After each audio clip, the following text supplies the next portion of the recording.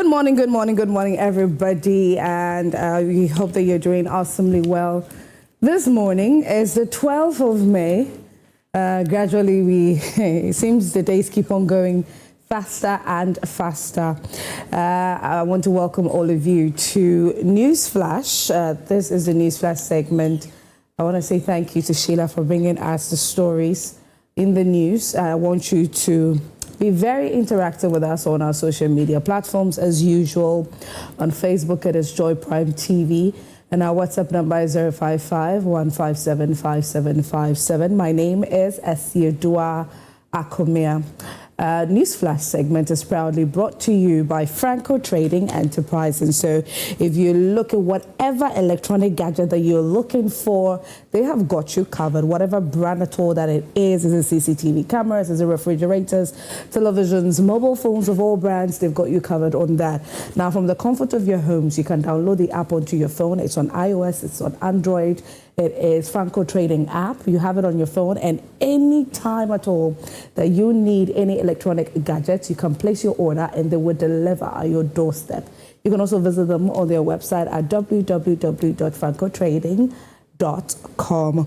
It's time for Newsflash, where we are going to delve into very interesting conversations, topics that are, making they are quite hot in the headlines this morning, and so we are going to get into that. I've got one of my guests seated with me this morning. All of us are always very excited to have her join us because she speaks the truth. She speaks her mind. She says things as it is. You may not be in agreement with her one way or the other, but what's important is that the truth is always being said by her. She is the flag bearer of PNP. She's hoping to be Ghana's first female president one day, and we are also rooting for her.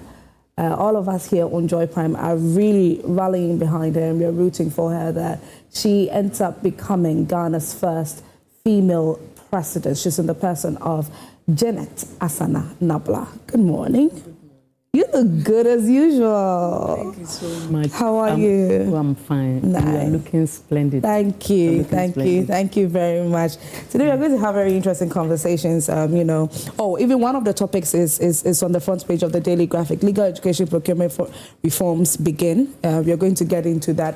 But with that in particular, we are going to speak with a lawyer, and I'll just get a few of your remarks somewhere getting to the end of the segment.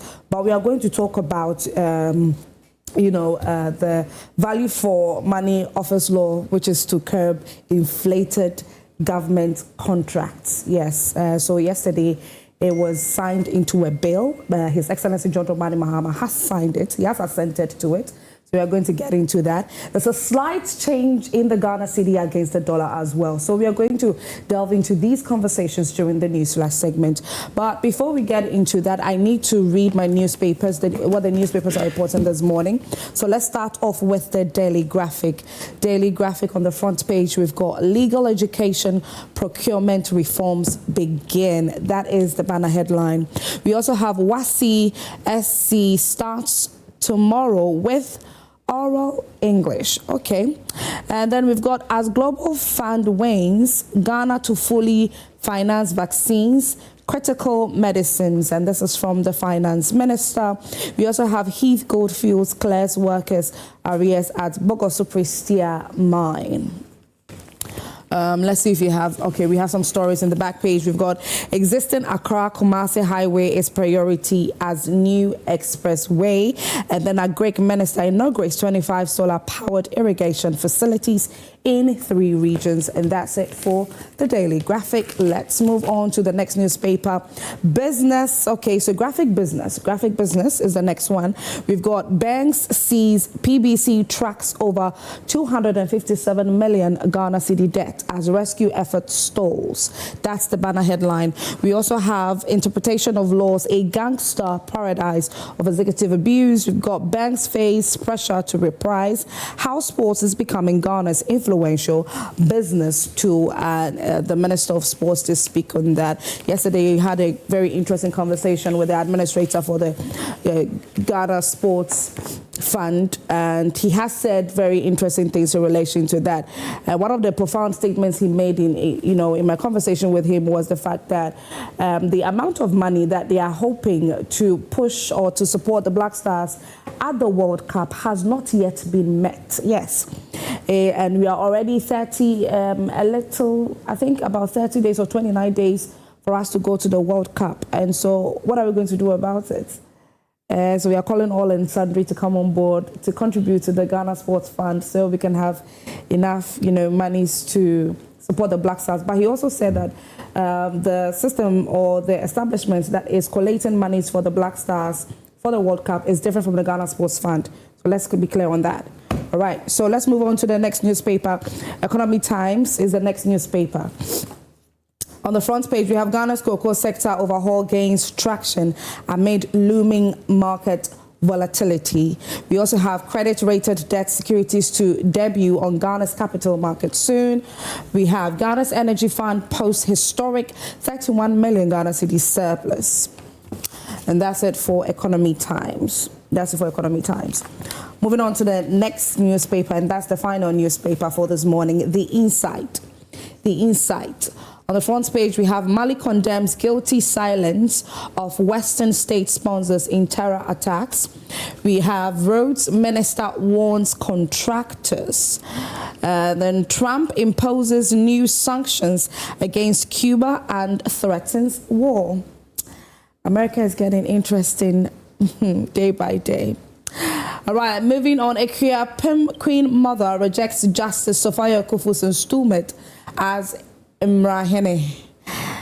And then Ghana Medical Trust Fund set to roll out nationwide patient support program in June. We also have Women's Development Bank will transform women for vulnerability to viability. And this is from the Gender Minister. And the final story on the front on here is pregnancy impossibilities. Why midwives are in the story, honoring care, compassion and possibility. And that's it for the newspapers, some of the newspapers that we have this morning right here on Prime Morning. And so again, I'm calling all of you to join us on our social media platforms. On Facebook, do not forget to hit the share button. Hit the button so that everybody that follows you will know that we are currently live, because we're about to have very interesting conversations. So every single Tuesday, you know that we do an all-women's affair. And so that's what we are going to get into, and also the topics for discussion. Janet, hope you had a wonderful Mother's Day celebration. You were celebrating. I did. Okay. I think, let me greet you, let me greet our viewers this morning. Yes.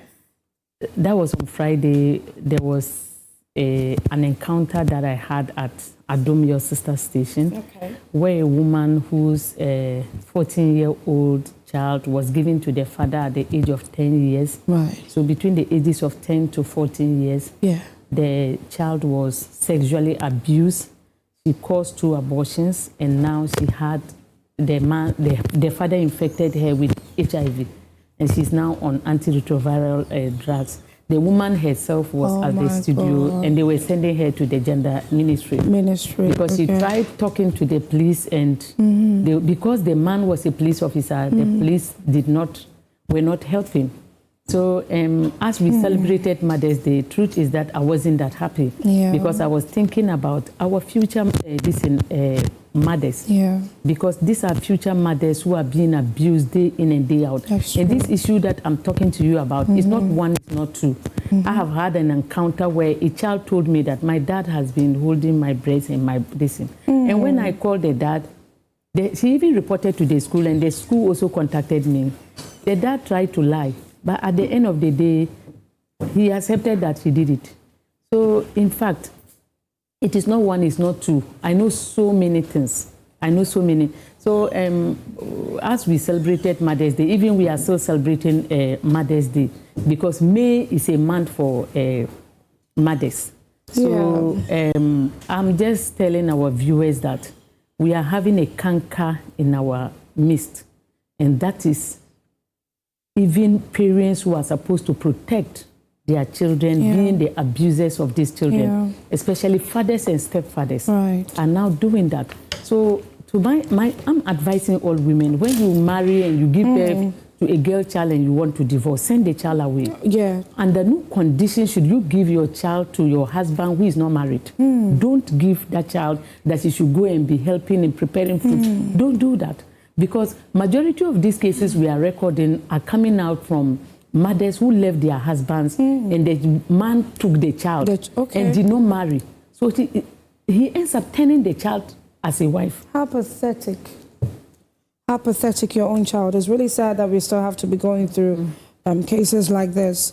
Anyway, so Jenny, thank you very much. So we've just been joined by Grace Akosiama being, interestingly, spokesperson for NPP Gender and Social Protection Committee. And so it's perfect that, you know, the way you've come in like this with the conversation that we're just having on Mother's Day and also the story that Janet's narrated. I think that the position you hold should make it very easy for you to also contribute to what is being said. I just came in, I heard her talking about it, but I didn't really pay attention. Right.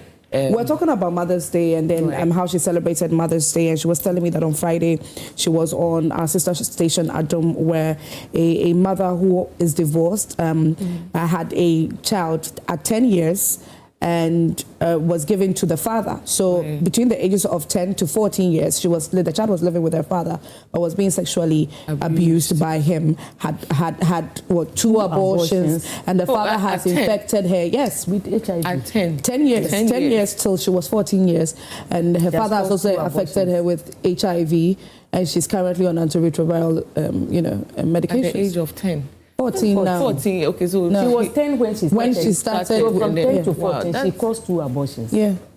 In Ghana here? Yeah. Wow. And then they're divorced. So I've just heard that on Sunday I heard that he was arrested.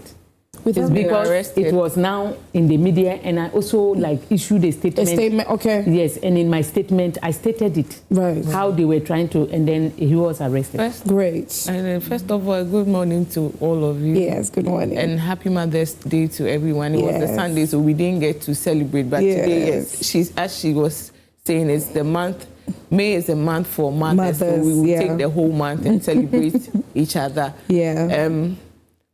Anyway, it was a good time because we got to celebrate it with our mothers and our family members. Some used the opportunity to even throw parties for their mothers, and we got to enjoy. So it was a good time this Sunday. And hearing this story, I think I agree with Madam Janet on this, because if you are going into a divorce and you feel you will not be able to, take care co-parent in a way that the children will not be affected in any way. There should be one of the parents who will be able to stand in to say, I will take responsibility for this. But if you hand over your daughter to a man who doesn't really care about whether this person is my daughter, to the extent of sleeping with your own child at the age of 10. Yeah. Sleeping with your own child at the age of 10, that is very serious. 2 abortions, and now you've infected your own child with HIV. Very sad. This is very serious. Even arresting him doesn't even solve. They should give him life imprisonment, because you have spoiled someone that you've halted her life, her whole life. That's 10. Yeah. 10 years is like your child, teens, you start teenager, your teens around 13 from 13 going. So from 10, if you started abusing your child from 10 years, and not yet a teenager. You've taken her whole life. Yeah. Because there's no time to experience that childhood and then now moving into teenage and then to adulthood. You've taken her whole life. Yeah. So just arresting him, I hope we will follow through this case and see where it goes. Because just arresting him, nowadays, the people complain that when they take their cases to all these places, they just do the first initial processes and then they let it go. Yeah. You would follow up, you would go through, because there was this video where a man beats this woman mercilessly, and then it came on social media because a neighbor recorded the incident. And the lady said she had been going to these police stations. Like she mentioned a couple of police stations that she has been reported the cases and nothing had been done. So it is possible that this case, they've arrested the man today, but the next month or two, when we should hear this case, the man will be out living his life. But you have taken the life of a young girl from the age of 10. You've taken her whole adulthood, everything. You've paused her life. And forever having to battle HIV, her past and HIV. Exactly. You didn't for the rest of your life. Yes. That is you've taken her life. So I think in these cases, we have to really look at issues critically and make sure we follow through all these cases. The moment we stop talking about it, they take advantage of it and they don't follow through. That's true. And it's at this point that I want to say kudos to the Changes team as well, because yesterday, as part of celebrating mothers, there were very young mothers that were brought on the show on Changes, where Shola interviewed them. 14 years, 15 years, they had their babies in their lap on the show. And it was so sad. It's very sad. They've been forced to be parents. Some have been raped. Some have done it because they needed money to take care of themselves and take care of their parents. So the lack of parental control, like every time I talk about this because people are just giving birth without having any plan of how to take care of the children. So now, when they give birth and the children come out, they leave the children to fend for themselves. And at the end of the day, giving birth is a huge responsibility. If you do not have money, if you do not have a plan, you should not go and give birth. And do you know the bigger No, because I think it's the fun of like people. I want to give birth. Some people they cannot even take care of themselves, but they have dreams of giving birth to 10 children. So you wonder how are you going to take care of these 10 children? Teenage pregnancy. But you know something? The surprising aspect of all these things is that the people who are committing it, mostly men, they don't want it in the public domain. You do it and you don't want to. No, what I mean is that, have you seen it being, this is a serious issue if it were to be men that it was affecting. Every media station, every week, they will be discussing issue of defilement. But because it's not affecting them, they are the committers of that crime. And you don't know those who even commit it. It is not ordinary people who have no jobs. These are big people. They deny it. Do you know something? There was this woman whose husband, who was a medical doctor, committed the same issue. And the woman bent him to death. And they arrested the woman, locked the woman up. And 2 years later, the woman was allowed to go. So she went outside and came back and brought some medical equipment. And my boss was saying that she killed the husband. I said, she didn't kill the husband. The husband, I'm not saying that other women should burn their husbands who engage. The same crime. But if my husband sleeps with my daughter and I get hold of him, the woman, like, virtually poured petrol inside the man and locked the room and allowed him to feel the pain. I'm not saying that anyone should do that, but this issue should be discussed. It should be. Because when we bring it out, even media stations, especially if production and blah, blah are men, they look at it because maybe there will be somebody there who is also part of this. They don't want people to know. So they cover things up. But the time has come for them to take women issues seriously. Because these children are your children. Just imagine your child being abused in this manner. That's true. When we talk about these issues, men come on board. I realize that I'm dealing with men. When I bring issues of this, you see that they all just turn their faces like none of them wants to engage. Then I realize that it is a canker. Because maybe within 10 men, you find only 2 people who are against. The 8 of them are all for it. That's why they are looking for young girls. You ask yourself. They said they want. Ask yourself why they are looking for young girls, because they are all culprit of this thing that we are talking about. That's so true. I was saying that let's have something like a Ghana a women's movement, so that we come together and fight ourselves. Because these people will not fight for us, and they are in a position. When you go to the police station, security forces, they are those in charge. Even the a friend of mine whose husband raped some of them will treat you. A friend of mine whose husband raped her. Treat you, you don't even feel like taking your issue to. No, a friend told me that the husband raped her, and she went to the police station to report the case. And the man said, we all do that to our wives. If they, so you see, it's a problem. It's a problem. It's a because big we problem. haven't really understood what the word rape means. Yes. You may be legally bounded to somebody, but then if you are forcing yourself on the person sexually point of the person against using their a knife. will, it is rape. Yes. No matter what. No matter what. Right. They don't want to do it. Yeah. So, and you are forcing yourself on them. It reminds me of a story that came out in the UK, but I don't want us to, the time to go so much because we've got so much to talk about. We'll find enough time and really talk about it. Since almost every Tuesday we are doing a whole woman affair. I think it will be perfect for us to find one of these coming Tuesdays and then really get into issues like this. Very good. Yes, that would be good. We'll look into it and then get it done. And so, viewers want to join us via social media platforms. Again, on Facebook, it is Joy Prime TV.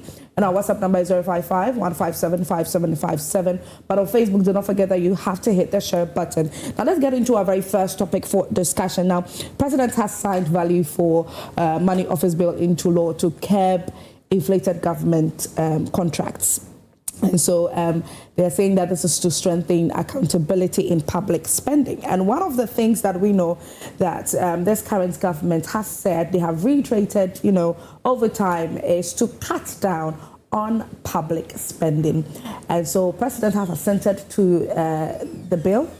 And so for sole sourcing contracts or single sourcing contracts, what the finance minister said in relation to this is that an office is going to be established, and in this office, anytime there's a sole sourcing contract, you would have to go through the office, and you as the contractor will go through serious scrutiny.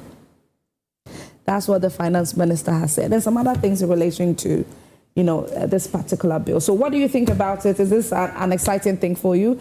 I want to get the thoughts of my guests, and then we'll read some messages as well. Janet. It's a great talk.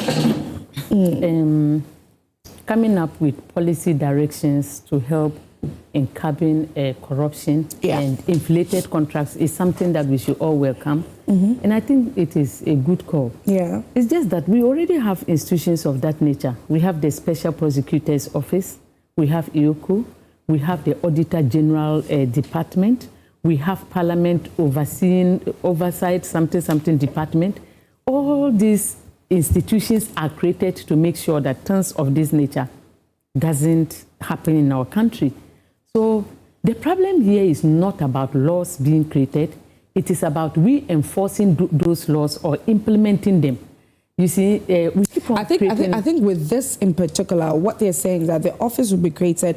So as a sole sourcing contractor, when you're given the contract, in order to prevent anybody at all who may have some very interesting ideas or plans on inflating the prices or inflating the amount of money that is going to be used for whatever they are being contracted to do. In order to avoid that, you will go through that office.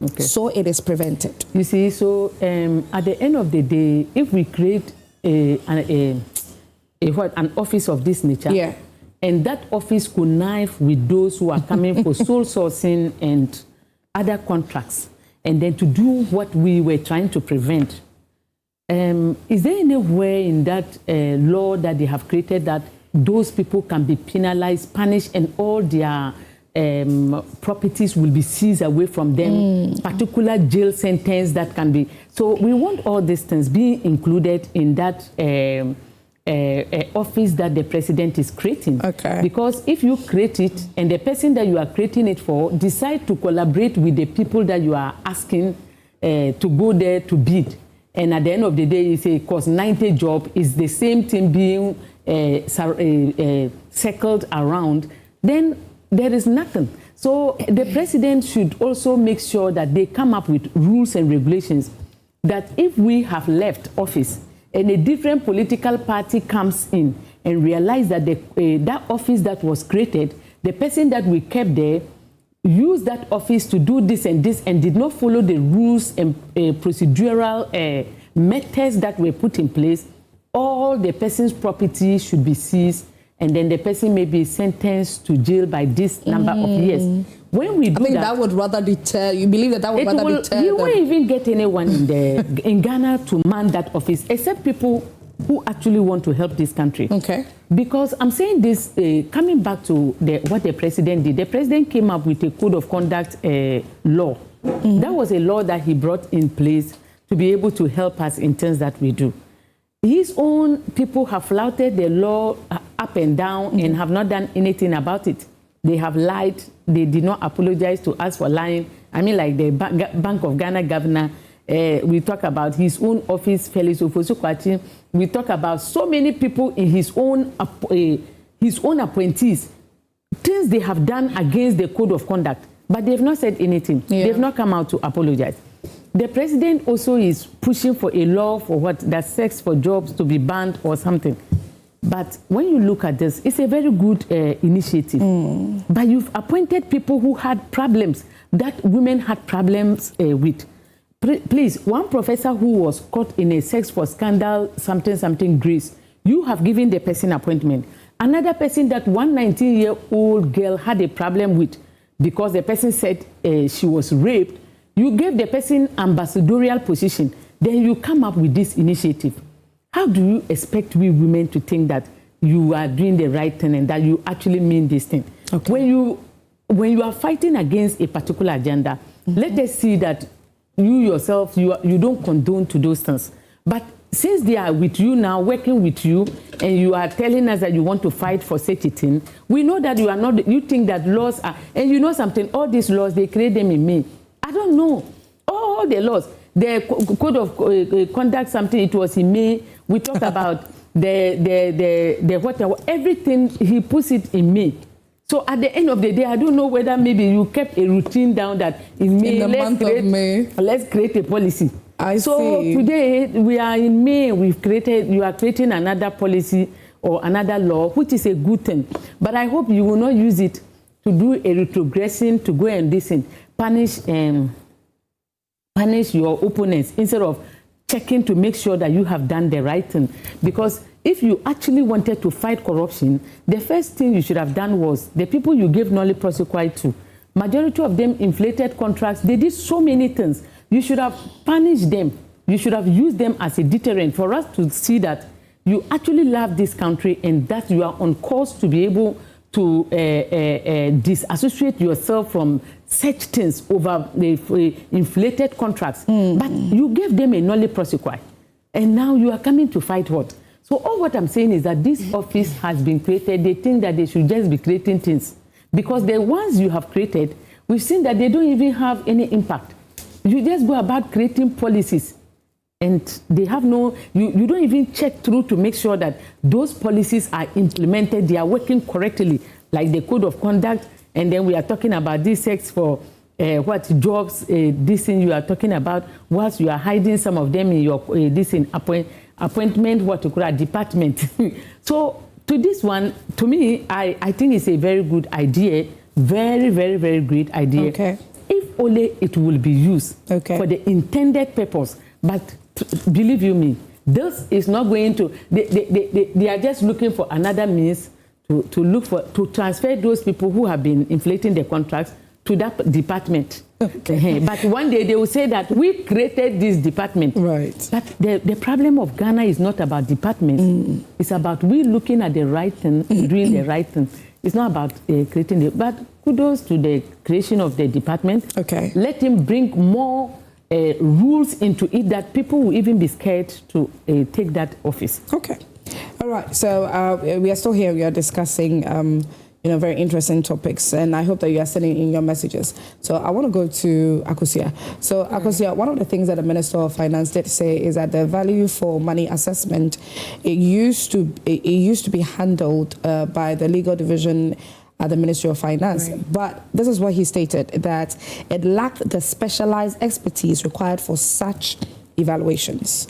And so now there's a need to, I listened. So I want to. Anyway, before I start my submission, I want to say a good morning once again to your viewers and to the MPP Flagbearer, Dr. Mahmoud Baumia, and the former Second Lady, Haja Samira Baumia. it was Mother's Day, but we saw Dr. Mahmoud Bawumia having a good time. Yeah. I mean, I think you saw it Yes. on social media. It was refreshing because a lot of people know him as the book poet. But this time around, we see him out there doing so many things, and I'm sure a lot of people were excited to see him out there. What was he doing? Oh, he was playing the tennis. Like table tennis.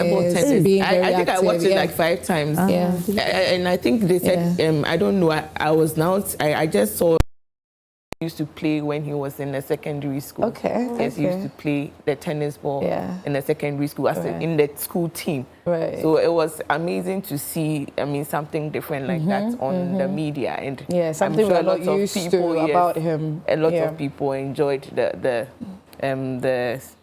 clip. Yeah. So back to... You mean NPP? No, I'm sure you loved it, please. Yeah, I've not seen it. I'll show it to you. I'm sure you fall in love with it anyway. So back to the conversation. Yes. He said the minister said they were going to take the legal division from the Ministry of Finance, and then they would establish an office. But I was wondering, the office is still going to run under the Ministry of Finance. I don't know if that's if they made that clear, because is the office going to stand alone, or it's still going to run under the Ministry of Finance? Okay. And I don't know if that was made clear. There was something that I was thinking about. It cannot run alone, so you will still run under, because I believe it would. Made a statement that there's already an existing institution that's in the Finance Ministry that is in charge of that. That's the legal division. But now they feel it is time for them to move it outside. But I was wondering if it was still going to run, so they're going to collapse the legal division, or the legal division is still going to be there running, but then this would be a different establishment. That one I didn't get it clear. Okay. And I think you also said sole sourcing. It was going to be about just sole sourcing. Now, when I was listening to them, I was wondering if it was just going to be about. I don't know, but then that was one of the examples that he gave. Contracts that he gave. Well, before I go on, I mean, it's a good thing that they are trying to curb corruption, is trying to check inflated government contracts and all that. Yeah. And she, as Madam Janet said, there are so many institutions that are out there doing the same thing. And there's one currently in the Finance Ministry doing the same thing too. So I was wondering, why do we have to take it out? If this is going to run under the Ministry of Finance, you get the whole drift. If it's going to run under the Ministry of Finance and there's already an existing division that does that, why can't they boost that one up? Because there's already an existing office doing all that. And then he said it lacks expertise and all that. So why can't they boost it, and then it goes, like, if they are supposed to introduce experts and all that into that division, why can't they do it? Why do they have to set up a new office for that? Do you get where I'm driving at? Because there's already I believe the legal division has it encompasses other areas as well. Yes, the NDC communicator needs to. I believe it encompasses other areas as well. But then focusing on this one in particular, I think that they see the need to like we take said, it out. in this country, I mean, we come up with all these things. This is supposed to check corruption when it comes to contracts, because they believe that contracts are inflated. Government is spending more money when it comes to contracts. And then we were here when we heard about this sole sourcing issue under this government. So to set up, other countries are running value for money offices in their countries, and they are being run under the Ministry of Finance in the same country. That's why I asked the question if it's going to run alone, and most of the time, it's going to be an independent, it's supposed to be an independent body, because if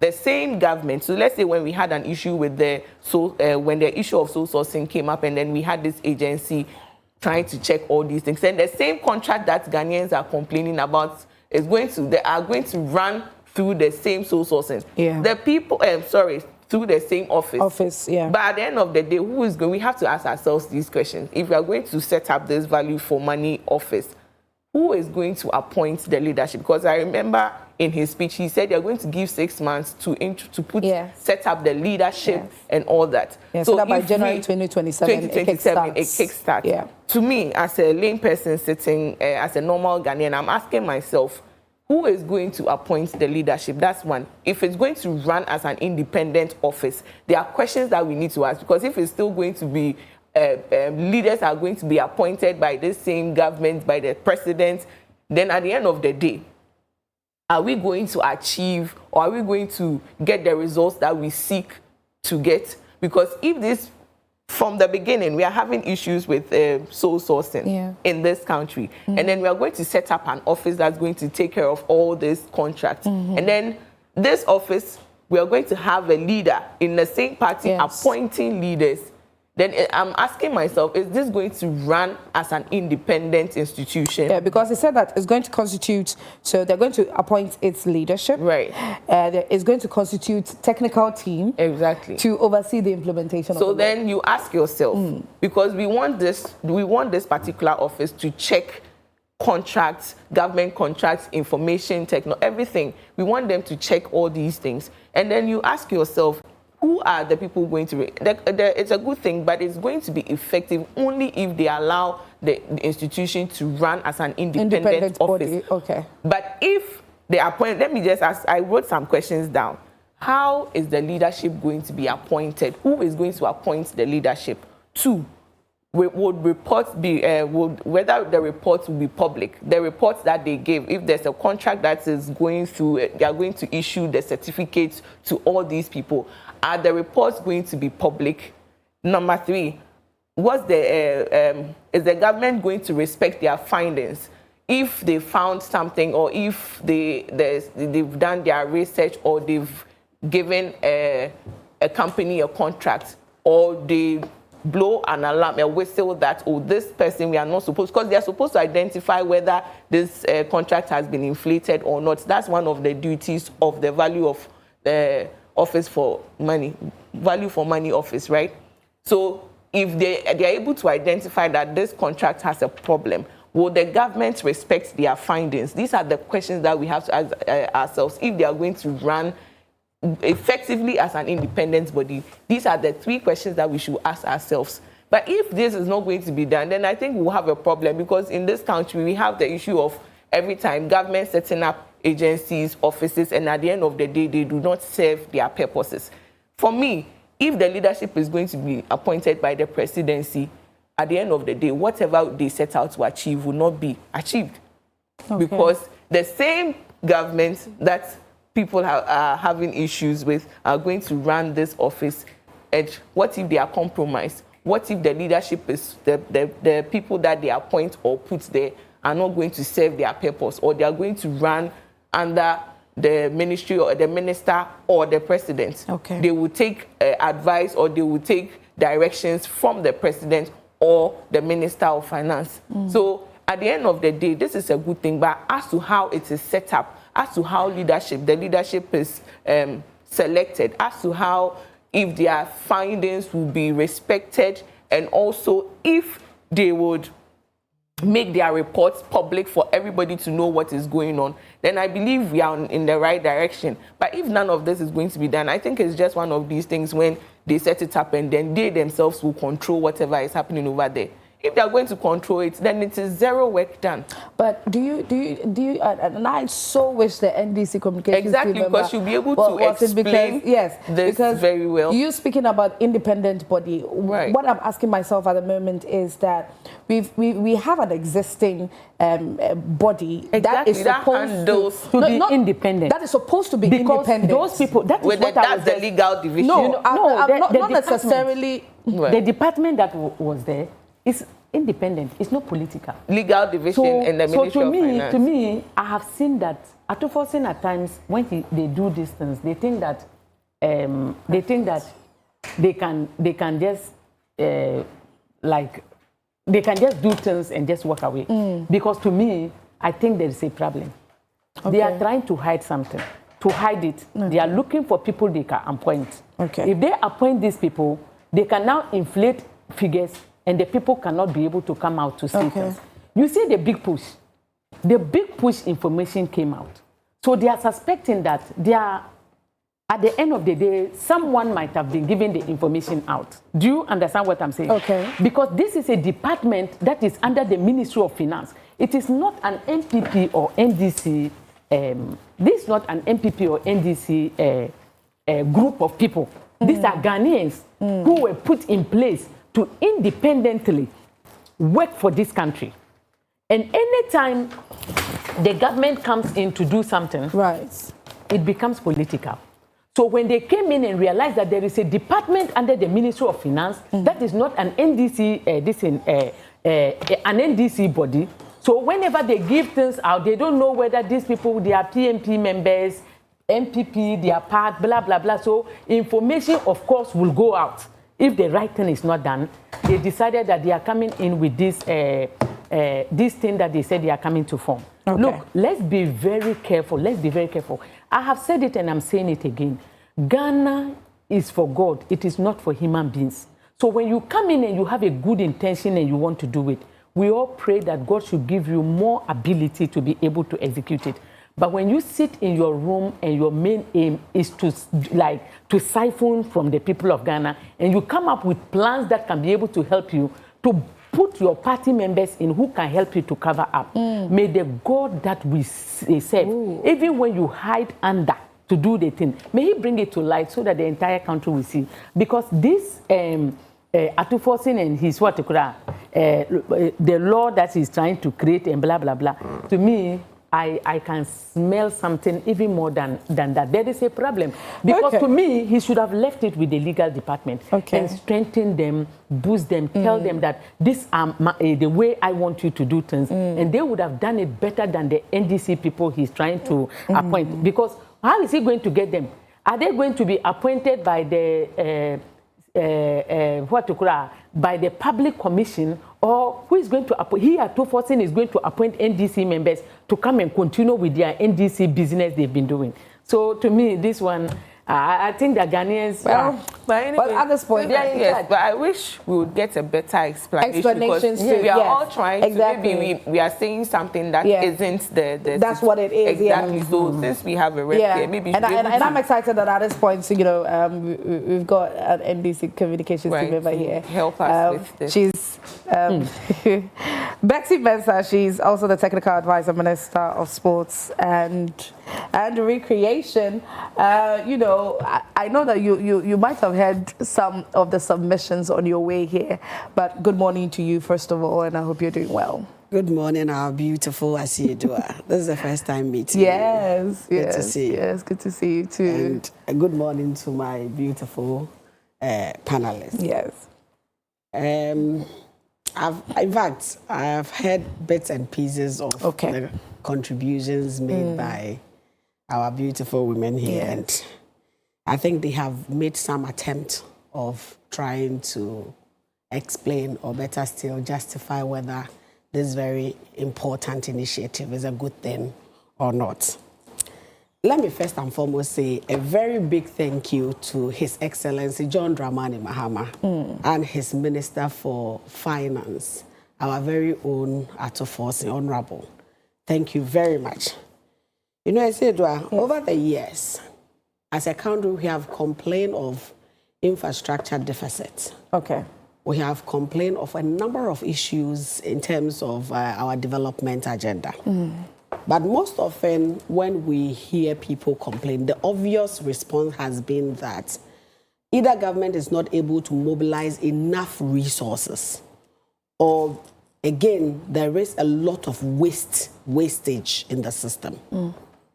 And so with the coming of this very administration, anybody with vision can clearly see where they are leading this country to.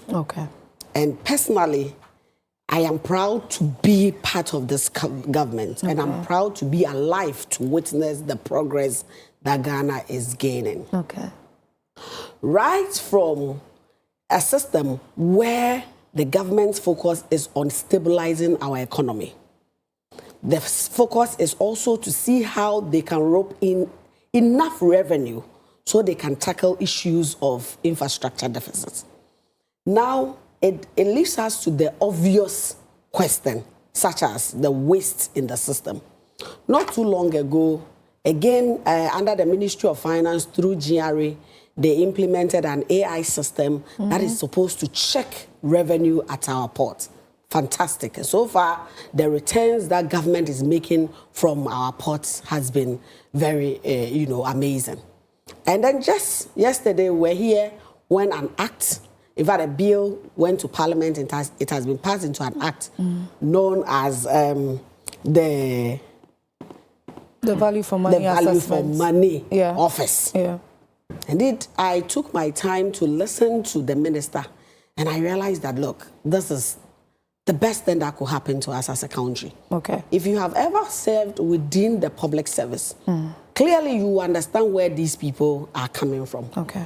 And again, let me also not forget by mentioning that over the years, the instability in the system had led to a lot of, do I call them suppliers, contractors, sometimes inflating figures of contracts. We have witnesses because people assume that, at the end of the day, they are not so certain of the cost that will be made. And so they tend to inflate the figures just so they can absorb the shock. Here we are with a government that is so conscious and focused on stability. And then from the stability, they are saying that, look, you cannot overprice. You cannot overcharge government. What we're going to do is to put an office in place with the necessary professionalism to check and make sure that whatever contract is awarded fits within the current market price. And I think that is the best that any government can offer its people. The main question that they were asking is, there's already an existent body. There's already an existent body within the Ministry of Finance, which is the legal division that was handling that. But the finance minister said that it lacked the specialized expertise required for such evaluations. And so there's the need for a body like the value for money office to be set up. So what they're asking is, could the legal division not have been equipped enough with what is required to make sure that we curb these overspending by some of these contractors? That is just a unit within the Ministry of Finance. Okay. And again, let's not forget that this proposal that has dearly been accepted by Parliament was something that was stated in the manifesto of the NDC, the 2024 manifesto of the NDC, of which the majority of Ghanaians bought into it, accepted and voted the party into power. Okay. Now, Ghanaians will be so disappointed if some of these measures that were proposed it wasn't the office per se, but then as part of implementing measures to make sure that there's a reduction of public spending when it comes to contracts being awarded and all that. It was part of the thing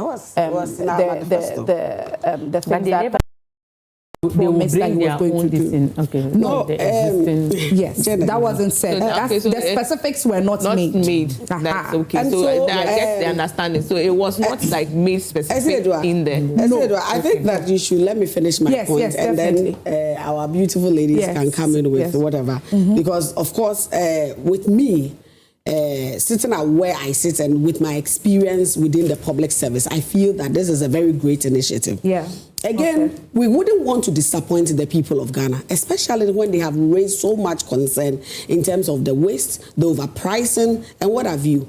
And I believe that a government that is really conscious of protecting the public purse, protecting revenue that has been generated or the taxpayers' money, will have to put down the necessary measures to curtail some of this, extra expenditure. Okay. Again, we can talk about the legal office within the Ministry of Finance taking care of all of this.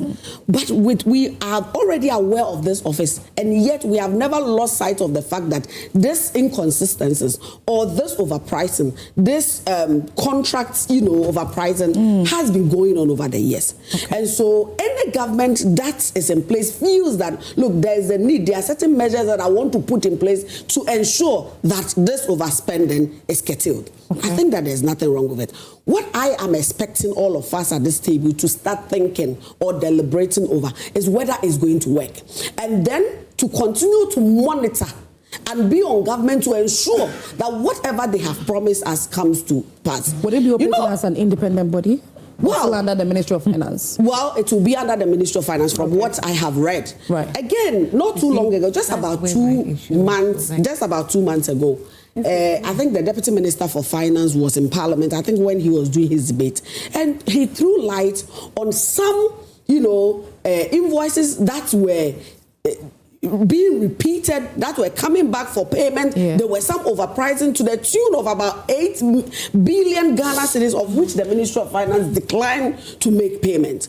You understand? So from all these angles, you realize that this is an office that has observed a lot of unfortunate dealings. Okay. And they think that strategically certain measures need to be put in place to check it. Okay. And so as Ghanaians and as taxpayers, my interest is to ensure that the money, the taxes that I paid, are put to proper use and not being abused by a few individuals. Again, you come to sit in the system where you realize that the gap between the rich and the poor is very wide. Yeah, it's very wide. And then at the end of the day, we are all forced to go to the same market. And so if we have a system that is going to check that, look, the ordinary Ghanaian who is paying tax is benefiting and is enjoying the same benefits as the rich person who is providing us contract. I think that it is a fantastic policy. Okay. Let's give the government of the day the benefit of the doubt. Let's encourage them to do more and then give us the returns. That is the proper accountability that we all expect of this government. I think it's an amazing concept. I totally support it. And I want to say kudos to the Ministry of Finance for this very important initiative. Beautiful. I want Akosia to come in on this because Akosia earlier you did. I had a lot of that because of the questions. Okay, so she's answered some of them, but not all of them. Okay. Because my concern was, you asked her the same question. Was it going to run as an independent body? Because we are a developing country. The developed countries using the Value for Money office, they have a well-established office where governments do not interfere in. Government do not interfere in any of their dealings. They run as an independent body, and because they have their leaders and everything being done by an independent body to not being selected by a certain president and all that. So if this office is going to have a challenge, first of all, we need to, if it's even going to run well, I mean, it's a good thing. Fighting corruption is everything. Is something that we all want to, fight and stop. So if it's going to fight corruption, fair enough, we all support it. But we need to make sure that the right things are being done. If it is going to set up and at the end of the day, we will not get the full benefit of it, then why are we setting it up? So that's why I ask questions. Maybe now that she's here, the questions I asked, maybe she'll be able to answer them for me. So the first time I heard this, I was wondering, so the leadership, they're going to take the office from the Ministry of Finance, from the legal division, to set up a new office. That's going to take 6 months to do all that. Within the 6 months, they are going to appoint leadership. My question is, who is going to appoint the leadership? Even if the leadership is appointed, who are they going to answer to? Is it the president or the Ministry of Finance? Because the office is still going to run under the Ministry of Finance. Yes. That's number one. Two, are their reports going to be public? Because if you are saying that we shouldn't, you've identified, they are going to identify inflated contracts and all that. So if you are able to identify an inflated contract, or you are able to issue a certificate to someone before the contracts are signed, are you going to let us know why or the amount? Maybe I identified that the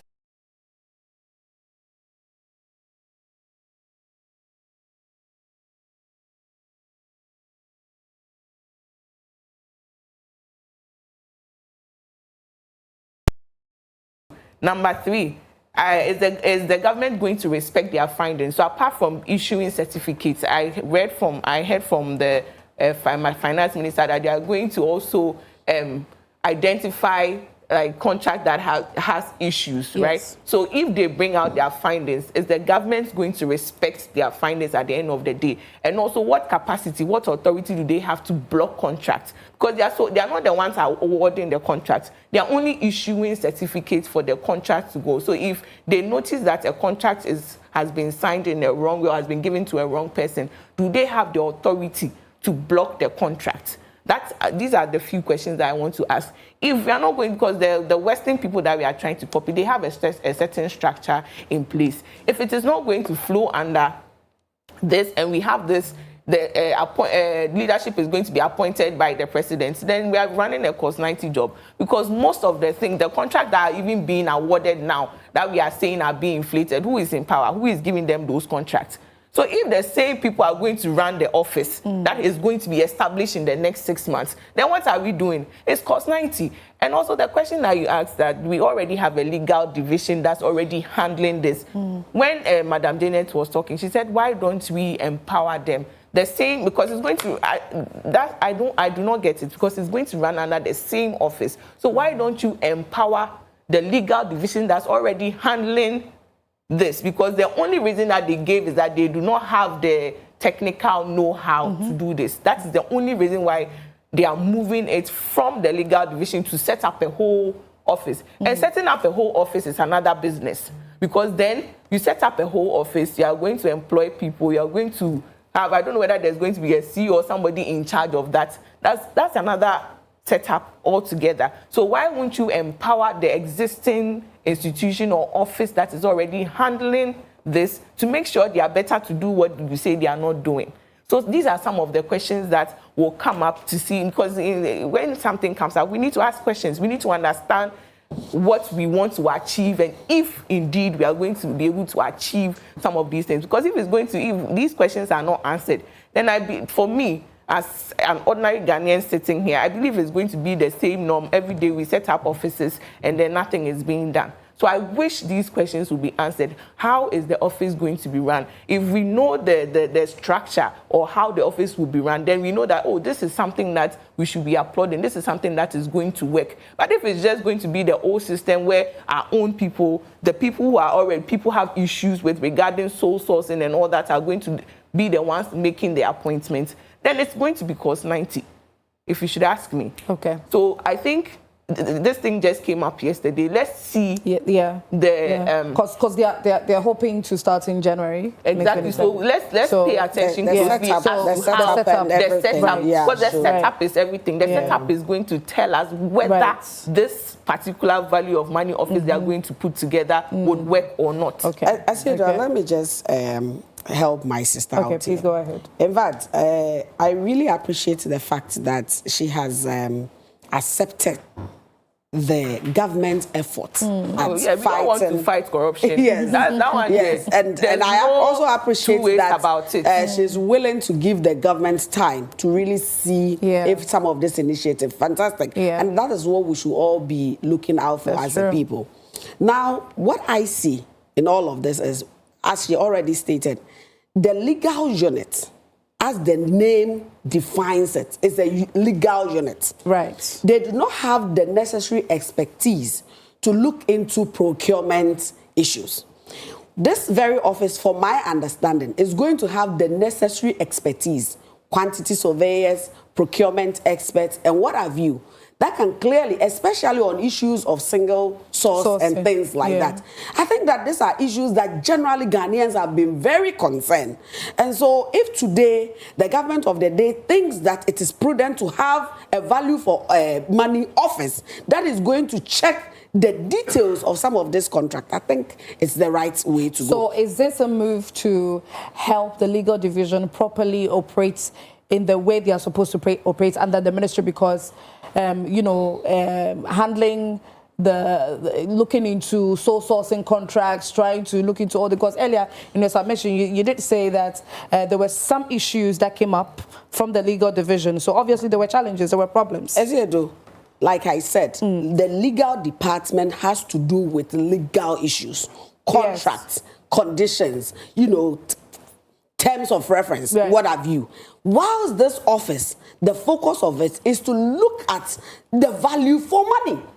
They are two separate entities. And I think that we should appreciate what the government intends to do.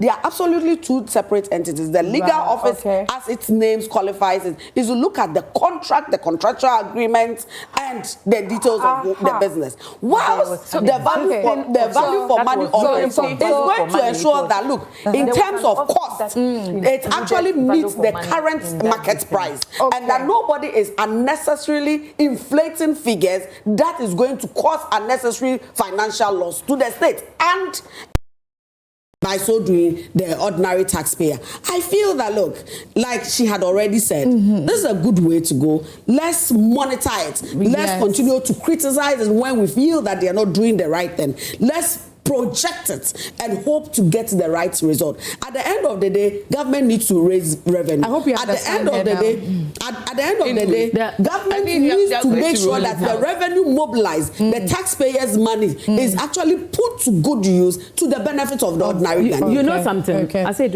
whilst listening to her, you know, Betty kept on talking as if it is someone else who have been stealing Ghana's money and not politicians. Do you understand? Asaidua kept on telling Ghanaians, he's talking like the NDC government are not those who are inflating the figures. It's somebody. No, it's your government. Your appointees are those who are inflating the figures. It is not the Ministry of Finance. It is not the civil servant. It's not the public servant. It is your people who are inflating the figures. So just imagine, you, the one inflating the figures, have now come out that you want to put up an office. Put up when we're talking about the big push we're talking about. That's right. That's Betty, wait. The big push we're talking about. The big push came. It wasn't me. It wasn't the public servant. It was the NDC government that came up with the big push. The minister for Rose came up with the big push. There were inflated figures all over. No. And who came out to defend the inflated figures? The big push agenda is not just focused on Ministry of when you were talking, I never interjected. When the big push contract came out, it was NDC members, the Minister for Trade, Rose, and the deputies who came up with those figures for us. And when we had when we started complaining about the figures being inflated, they came out to defend it. Do you understand? Okay. It wasn't the public servant. It wasn't the civil servant. It was you. So just imagine the one who inflated the figures, caused financial loss to the country, coming out that I've seen that people are inflating figures. When you ask who, it is his own people, and he is now trying to set up an office. And there is an independent body made up of civil servants and public servants. These people are not politicians. They are those who have been in charge.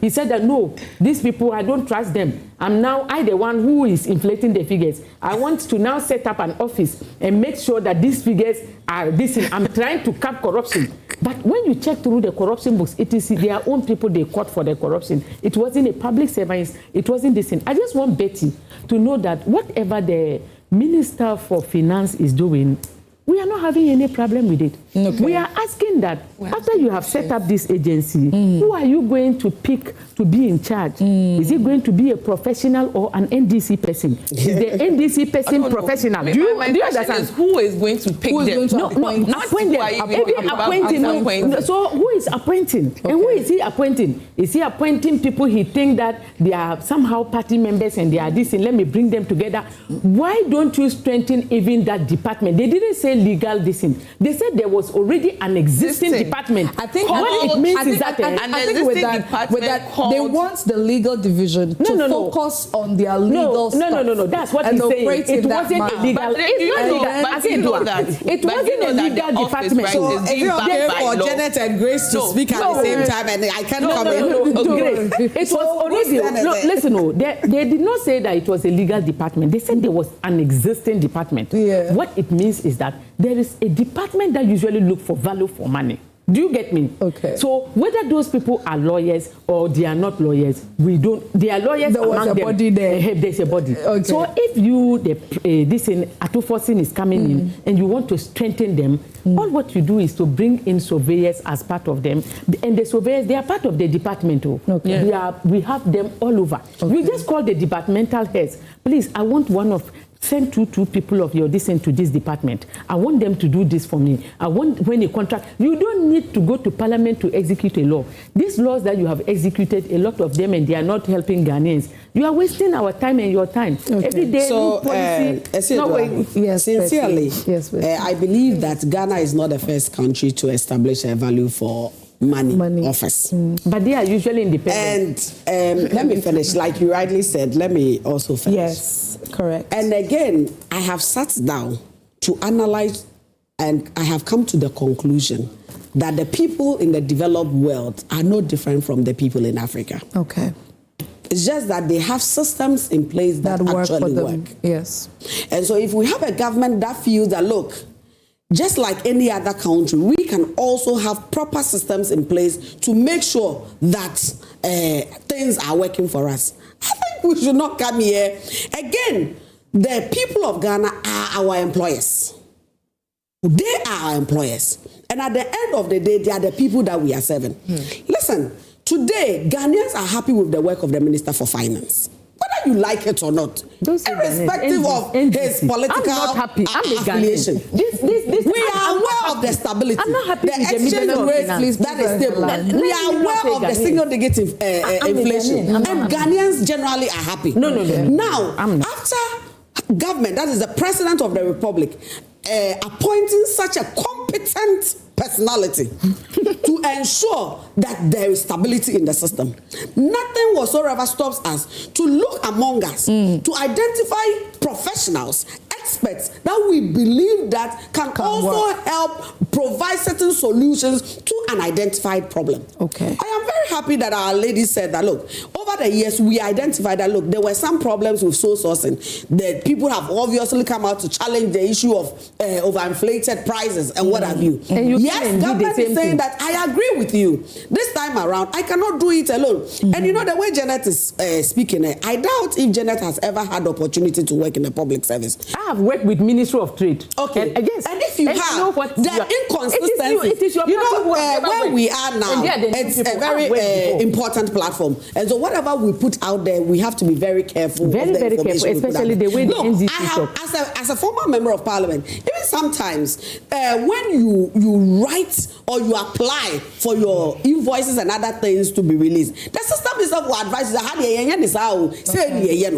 now government have seen all these loopholes, and they feel that the proper way of checking is to have an office for the value of money to check all of these things, to make sure that when these contracts or these prices come, they are able to vet it and make sure that Ghanaians are given the right value for money. And we are saying what? With that, we are checking ourselves, and so it is okay for a human being to check yourself. Allow the public servants to check here. It is okay. The public servants are also Ghanaians. But you are taking it away. You understand? And look, my sister, I'm telling you something.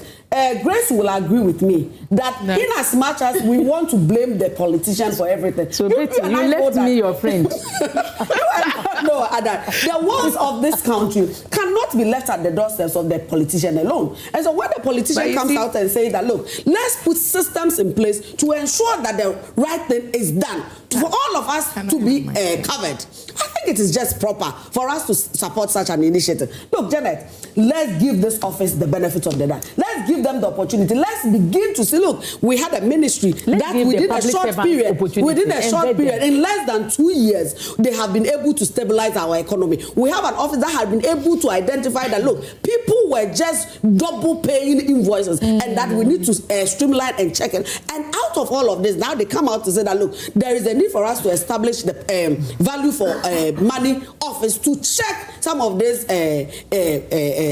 abuses in our system. And here we are. The system, the office has not even started. We haven't yet to see.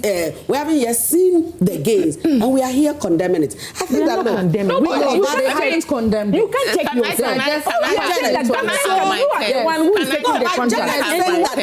Without even waiting to see how the implementation. Without even waiting to see how the implementation is going, you are criticizing that. Oh, is the watchman going to? You a watchman who is watching your There's one thing, you know, criticizing. We are in a democratic country. if you bring up a policy and people ask questions, do not say that the people are condemning it or criticizing or like throwing your ideas away. You cannot also just bring anything and hang it on our necks that we should take it. You have an opposition party. We are, that's why when I came to city, I didn't say I'm against it or anything, because we all want to fight corruption. But if there are loopholes and we've seen it and we want to ask, we've seen them and we want to ask questions, please, I think you should allow some of us to ask the questions. It's not like we are against it. You set up, you want to set up a value for money office. To us, we do not understand why you are setting up this office, because you already have an existing office, which we believe you can. Which is not well equipped. But then we believe, like I said, you can equip that office. So if we sit here to ask questions, we want to understand why you have an office and you want to set up another office. For what reasons? And the questions I ask are legitimate questions. And those, because I'm asking because I want to understand why you are setting up the office. The office you are setting and you said it wants to help me, an ordinary Ghanaian. Is it really going to help me at the end of the day? But we cannot say that you brought up an idea so nobody should question it because you want to fight corruption. You have bills, other bills that you have to sign. We are in this country. This bill, I heard it some few weeks ago when the minister went outside the country to go and talk about with the IMF about some money issues, and then this value of money came up. I think we talked about it. You came back and quickly we have a bill that has been signed. There are existing bills that you campaigned again. You used that to campaign 2024. We haven't yet signed, but this bill, quickly you come and you tell us you want to set up an office and you don't want anybody to ask questions. I think that is wrong. No. Because when you bring the office, we also want to understand what you want the office to do for us. Because the office is not for you. It's not for NDC.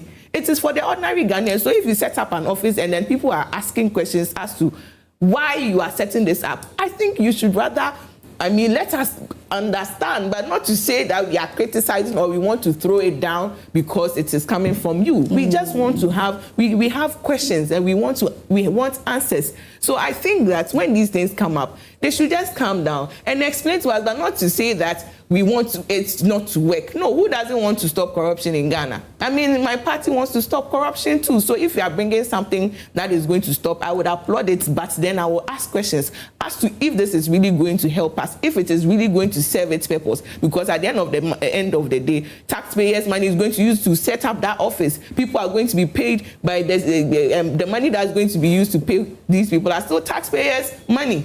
So at the end of the day, we are right to ask questions. We are right to know if this is going to benefit us or it's not going to benefit us at all. I say, do you know something? Yes. There's both MPP and NDC. The too much politicizing of our institutions is becoming too much.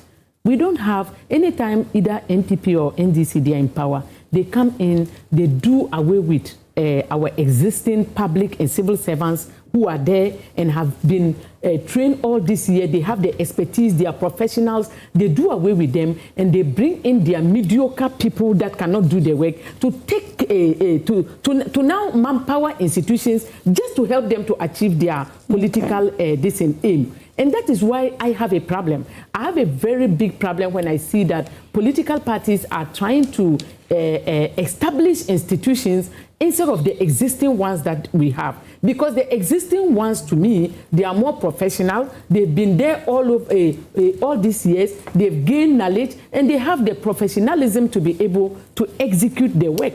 Why are you now creating other institutions? Do you understand? Jobs. So to me, I am against it. Maybe Grace will not be against it because when would that not be a good thing? It would be a good thing. It would be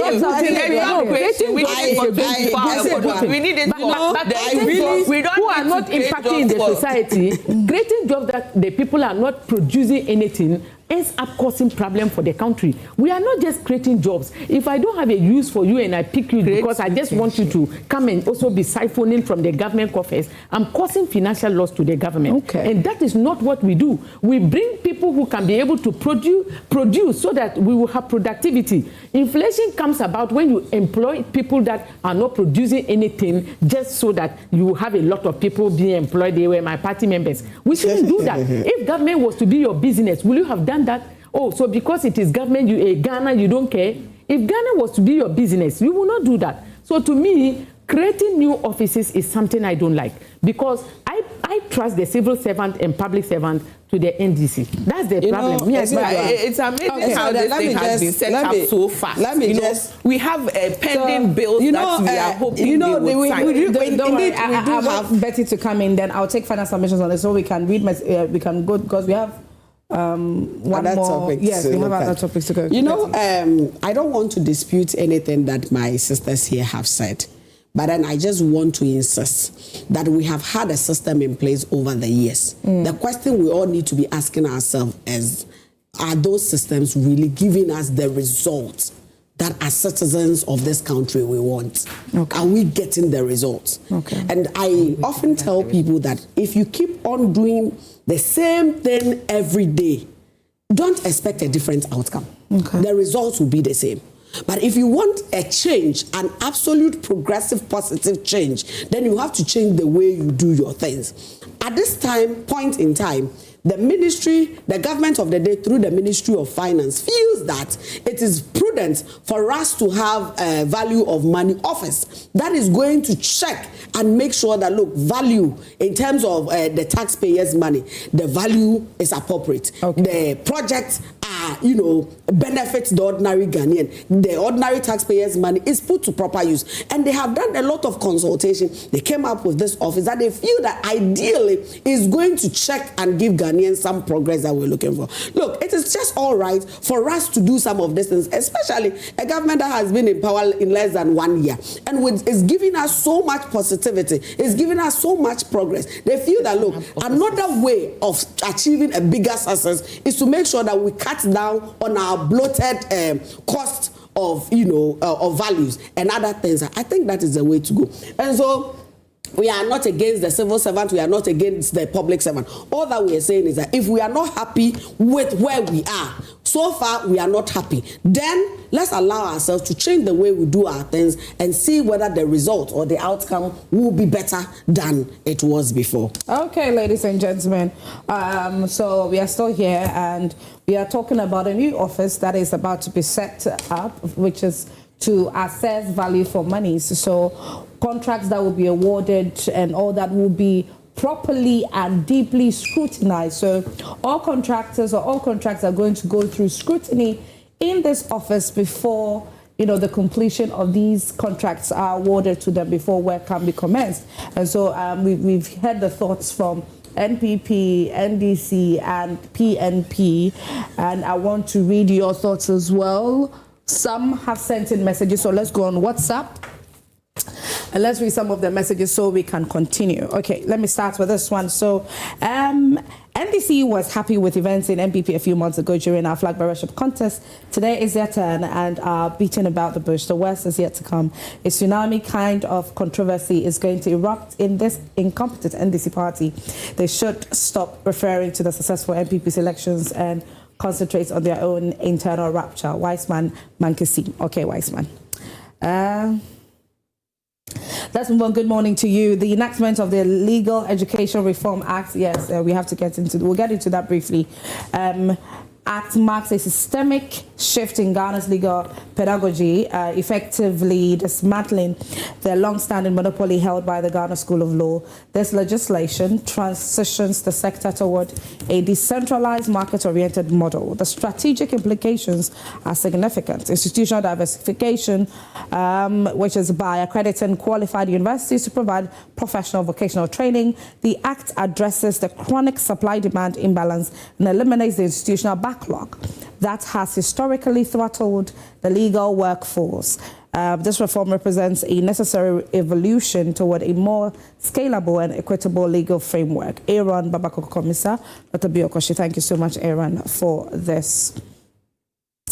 Let's move on. Fantastic submission by my sister Grace and a wonderful insight from Honorable Janet, my political wife. Okay. I don't understand why all NDC communicators want to talk about the NPP government anytime they're confronted with challenges. It clearly shows you how clueless and incompetent they are. Ghana is in the wrong hands. What happened to the office President Mahama established for reviewing prophecy? This office creation is just job for the boys. Nothing important will come out from it. Greetings to Honorable Thomas Oheneba Boache, incoming NPP organizer, UK branch, Master Planner Jr., policy analyst Kintampo. Thank you, Master Planner, for this message. Let's move on to another. My name is Charles Ado, watching from Asamankesi. I see your panel have a problem with the mode of appointment. May I suggest that the Value for Money office should consist of a coalition of NDC and NPP MPs and 1 or 2 people from smaller parties and CSOs? I wonder how some of you think, asking about who will do the appointment. Okay, let's give the appointment to Dr. Baumia. Okay, so as time goes on, I believe that, you know, it will be very transparent. The process and everything will be very transparent in all of this. Mind you, they've got 6 months to execute all of this. So, yeah, we'll definitely be talking about it here. Moving on, the NPP, have they forgotten the OSP? Don't we have anti-corruption agencies, but we have OSP? Who appointed the SP? Good morning. Okay. Moving on, good morning, my beautiful ladies. Greetings to your viewers. Please, this government should focus on its campaign promises and stop telling us stories. They just want jobs for their people. Cost of living is high. There is heavy national debt, but this government is telling us the economy is stable. NDC never again. From Clement Nketia, Techiman South NPP Communication Officer Hopeful. Let's move on. Hardy and Pig Farm. Janet's dislike for the great NDC will not take her anywhere. Janet should rather think of her. Please, I'm not going to read that. His Excellency President John Dramani Mahama is very much on course and focused on executing the recess agenda and is paying no attention to all the ugly noise that is being made by Janet and her paymasters, the NPP. Inshallah, Mother Ghana will be a better place for Ghanaians under the leadership of President John Dramani Mahama. Good morning to Dr. Ibrahim Mahama. Okay. Meshaka Santia Masama says the government decision to create Value for Money office is in the right direction. This government has done so well when it comes to corruption-related matters. For more than 1 year in office, not even a single scandal has been recorded under this current NDC government, unlike what we witnessed under the previous NPP government. The more NPP remain in opposition, the more corruption also remain in opposition. So let us continue to keep NPP in opposition for a better Ghana. Okay, Meshak, thank you very much. Let's move on. My name is Esiedua, by the way. Okay, thank you. Because I say good morning, Esiedu. I'm an NDC member, but with all sincerity, I always like the way the NPP lady Akosia communicates. I want to be her mentee. Oh, Akosia. Okay, all right, let's move on. Good morning for Janet, NPP Botter with appointments under. Please. Ministry of If you don't have proof of anything, please do not come and state it on here. With you. Me, when I was with Ministry of Trade. No, I was with Kufuor time.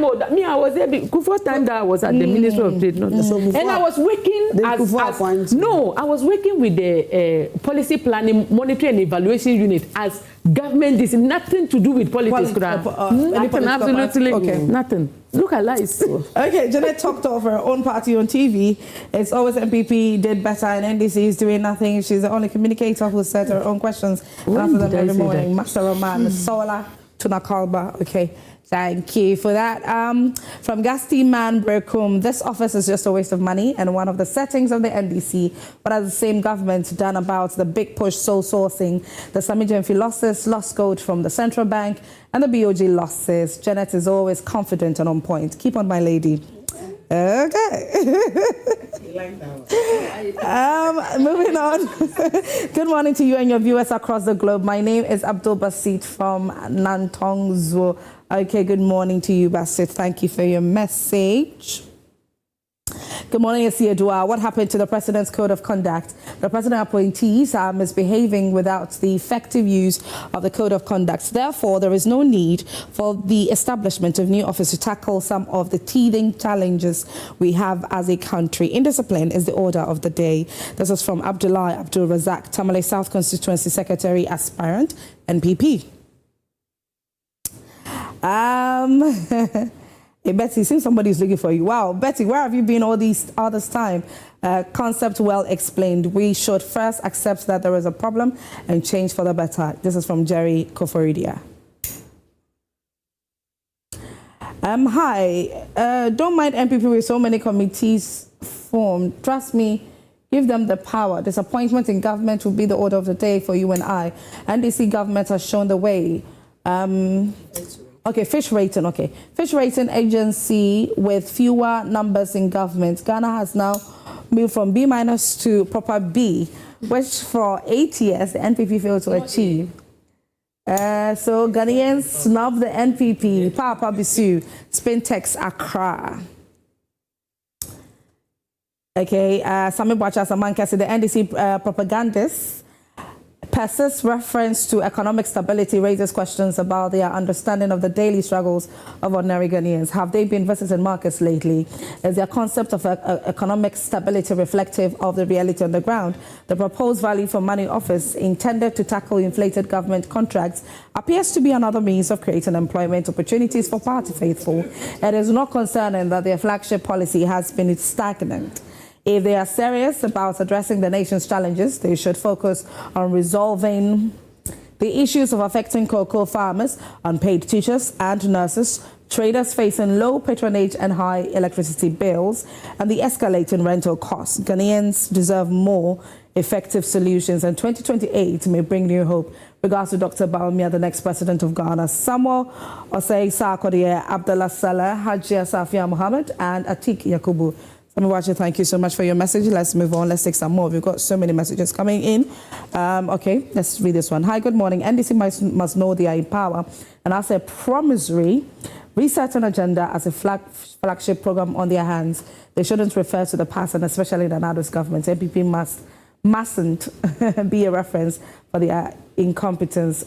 This is from Wiseman Mankesim. Okay, let me read this last one, and then we can move on. Asana Nabla makes opposition funny. She attacks everything without thinking about the pros and cons. Her views on issues always shows bitterness in her. I don't think Janet is bitter. And it's funny she doesn't realize people, oh no. There are no conjoint points but side issues with his conclusions. Okay. All right. So these are all the messages I'm going to read for now. But I want you to continue sending in your messages, okay? I want you to continue sending in your messages. Let us hear your thoughts.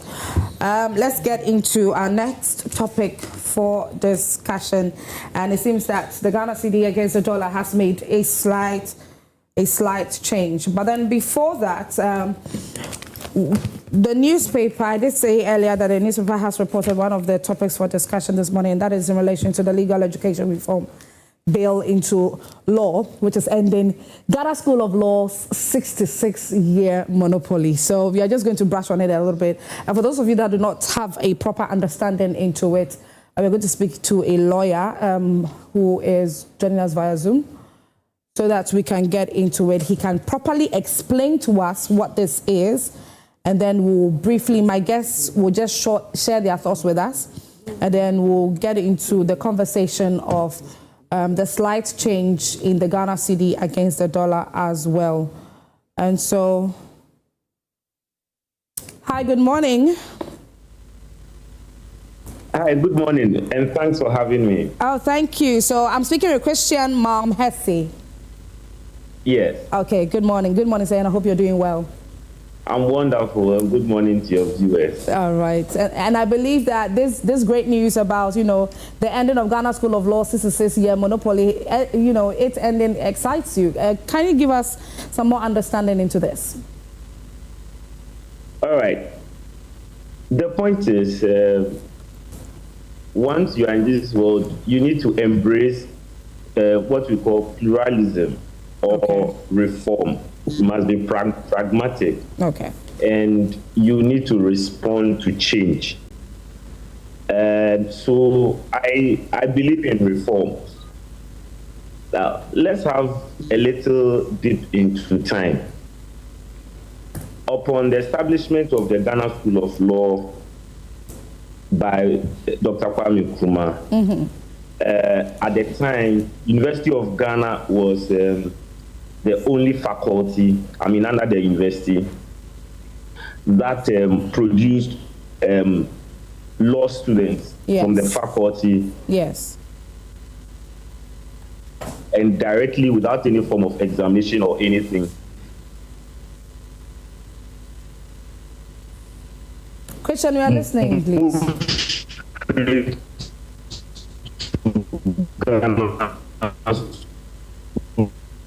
Okay, unfortunately, we are having challenges with the network. Christian, could you please change your positioning and get back on? Because the network is not transmitting smoothly. So we want you at home also to share your thoughts with us. What do you think about this? I noticed on social media that a number of people were excited about this, because this monopoly has been broken. And so some schools are going to be given the opportunity to produce lawyers here in Ghana. Christian, are you back on? Can you hear me? Is it better? Yes. Is it better? Yes, please. It's better now. Kindly go on. We can hear you. Very well. So, at the time, University of Ghana was the only. So with the agitation of time, KNUST became the second to have a faculty run there. And so moving from the automatic entry into the Ghana School of Law, the Ghana School of Law had to put in quotas. Now, the Commonwealth jurisdictions, that is people who wrote the University of London exams, also added on to this. So then at a point in time, coupling with this, other faculties also came along the line. Okay. So the entrance exams came through. And Ghana School of Law implemented, after the entrance exams, it also implemented the interview. Now, students have to learn about 12 subjects to write the entrance exams. Okay. And then after that, the interview. Students went on an agitation spree, and the what do you call it? The interview was taken out. And currently, before the reform bill and now a law, the number of courses to study was reduced from 12 to 6 for them to make it cool. Now, with this mindset, this law that we look at from section 75, 76, 77 down, it indicates that Ghana School of Law basically would be dealing with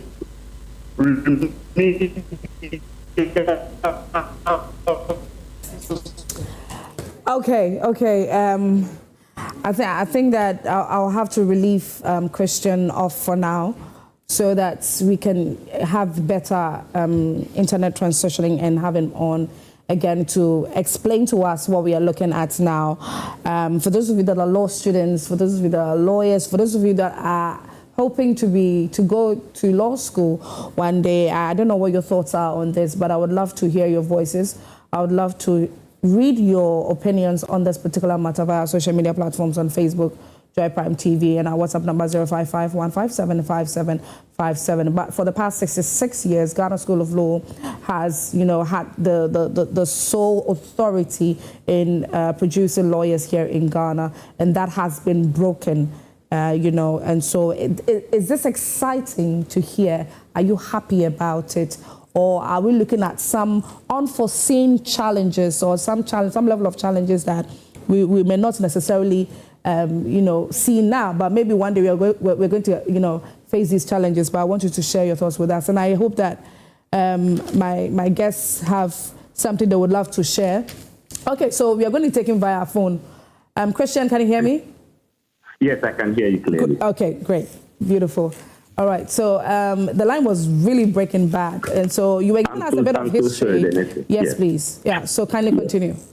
Yes, so what I was saying is that a summary look at it is that with comparing it with the old law, so Ghana School of Law basically deals with internal exams. Yes. And then after that, students are called to the bar. Yes. And it's largely engaged in theoretical activities and also brief practical assessment. Now, with the new one, we are going to have accredited public and private universities run the procedural courses. And we also have the national bar exam. definitely it will be regulated by the legal education Council for Legal Education. And they also say in it that we are going to have practical and clinical learning skills. So nationwide accreditation of faculty. Now the point here is that this whole act is so centered on examination. Okay. This whole act is so centered on examination than practice. What am I saying? My point is that if you're engaging in reform, the reform needs to touch the student. It needs to touch the value chain of educating the law student. Now, we have faculties either into the entrance exams. You have a class of maybe about 50 students, and you just have about 5 students passing the entrance exam. It tells you that the capacity building, the impact in terms of student to lecturer relationship is not there. You ask yourself, how many of the teachers have MBA in education? We have lecturers who are the faculties. Some of them are yet to even qualify as lawyers at the time from Ghana School of Law and lecturing. We also have lecturers who have limited contact hours in terms of lecturing and then rendering tutorial. Okay. So at the faculty level, there are issues there. Right. Now, let's delve into the next issue. Now, having taken or collapsed Ghana School of Law, we are now going to have mini monopoly faculties running. What do I mean by that? The first phase would have universities accredited. Now, what I call subservient faculties, that faculties that are not big enough to raffle shoulders with a major university. Okay. When their students are done, they will now have to apply to these major faculties. Okay. Now, these major faculties, having graduated their students, they would have to sit to see how many students of theirs will drop out to make room for these, what I call subservient faculties, to have their students enroll in their faculties so that they will sit through the federal procedure courses and then write the national bar exam. And that is going to create that which Ghana School of Law was doing. Now, don't forget that some of these major institutions are already doing the entrance exam. They are currently also doing the interview, which many students complained of that Ghana School of Law was doing. Now, let's look at after the national bar exam, what happened. We are going to have increased number of law students or would-be lawyers. This is directly going to affect the market value. Yes. Definitely the income earned by firms. We have about 1,300 registered law firms in Ghana, and the lawyer population has increased from 8,000 to about 10,000 licensed lawyers. Now, if you do the ratio in doing the upper percentile, you would realize that we have about 11.11 to a firm. And if you do a median, you have about 6.9. What am I saying? We have law firms currently in Ghana that are unable to pay pupils doing their pupillage. We have lawyers that earn 500 Ghana cedis in this 2026. Wow. We have lawyers who earn 1,000 Ghana cedis in this 2026. So your team can go around and let young or junior lawyers tell you the flight that they are going through. Okay. You have lawyers who, when they even go to court, sometimes they are given 100 cedis as transportation, or they don't get anything at all. Some of them get 200 cedis. Lawyers who have done 5 years, sometimes they get 200 or 300 Ghana cedis. So these are the practical problems in it. Now, what would happen? As we have these overwhelming lawyers coming out, we are now they will now outclass even this small number of law firms that we have. We should not forget that this small number of law firms will naturally progress by increments. Now, when they overwhelm it, a lawyer who cannot stay under a senior who would be giving him minimum fees would join hands with other young lawyers to open law firms. So that we are going to see mushroom law firms, because I cannot wait to be big. I need to take care of myself. And the delusion out there is that when you graduate as a lawyer, there is some huge money waiting for you. So a lot of people are putting in so much money to come out as lawyers, only to be deluded and ask themselves that, is this all I was waiting for? Now, the bigger problem with this particular act is that it is so much examination centered, it has shifted away from the practical approach.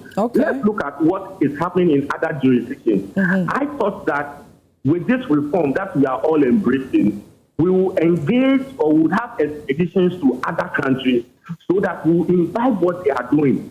Let's look at what is happening in South Africa, for example. In South Africa, they have this system where after the students finish with their coursework at the university, or what we call the LLB level, they have a first 6 month non-practice. So in that, they engage in mentorship, they attend course, they observe, they do research, and they build themselves in capacity building. Then the second part of it, which is another 6 months, they engage in continuous supervision from a mentor, and then they take unopposed motions. So unopposed motions are ex-party applications where the other side is not represented, so that you build yourself in all of that. Then after that, then they move straight to the training component. So there's a structured course where that particular student, having gone through the first phase, would have not less than 400 hours of lectures and practical training that entails in advocacy skills, ethics, and legal drafting. Then the person will come and write a national bar exam at the end of that 12 months. Now, when you look at that, you realize that when a student goes through this, the third stage is mentorship at the bar. So the students will now be linked up to a senior who will now be the mentor for a period, and then after that, they have what we call community service. So this is the training program. Now let's go to Germany, which is more robust. Now in Germany, they have the first stage. It's a 2-stage structured program. Now, after a student goes through the LLB, the student now will have the state exam. So after doing 4 to 5 years, we have the state exam, which is organized by the Ministry of Justice. Now, if a student passes that person is called a referenda. So that referenda or that student goes through the first legal training. Now, the second stage engages a practical, so the first one is more theoretical. So the second part is a 2-year training program. And I remember sometime in 2005 when I was at Hesse and Hesse Law Firm at Nyaniba, we used to have German students, law students, who would come for their station rotation. Their station rotation comes under this second stage. And during their station rotation, they go through administrative stations of the judiciary. They go through the criminal station. That's how they call it.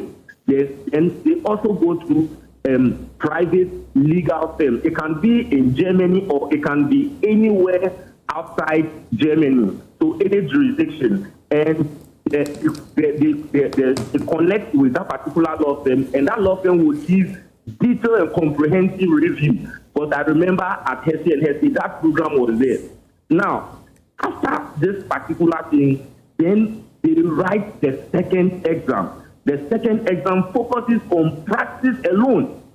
And instead of theory, they are to now answer, they give out judgment, they write out case review, advice to clients, and all of that. So it's a whole program of about 9 years.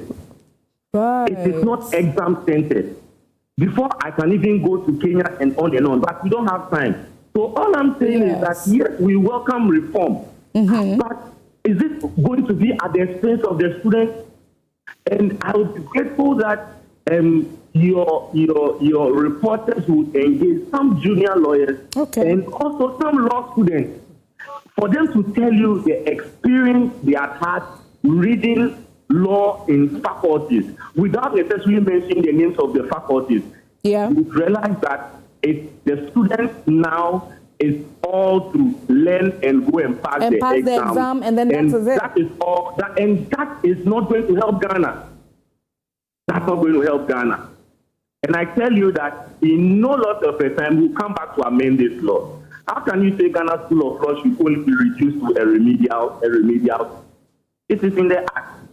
It will render remedial courses to students who are failed, and also for post-course students. People talk about regulation. Let me finish up with regulation. Okay.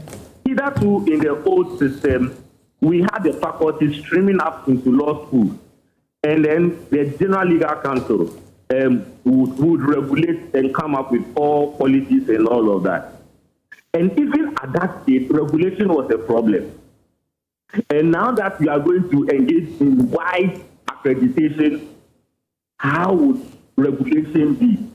I shudder to say that this act, in a short time, will need further amendments in order to entrench legal education to be more practical than examination-centered. Examination-centered students will not be the best lawyer that Ghana needs, but a practical lawyer who will be able to respond to the needs of Ghana is the one that we are looking for, just as is happening in other jurisdictions.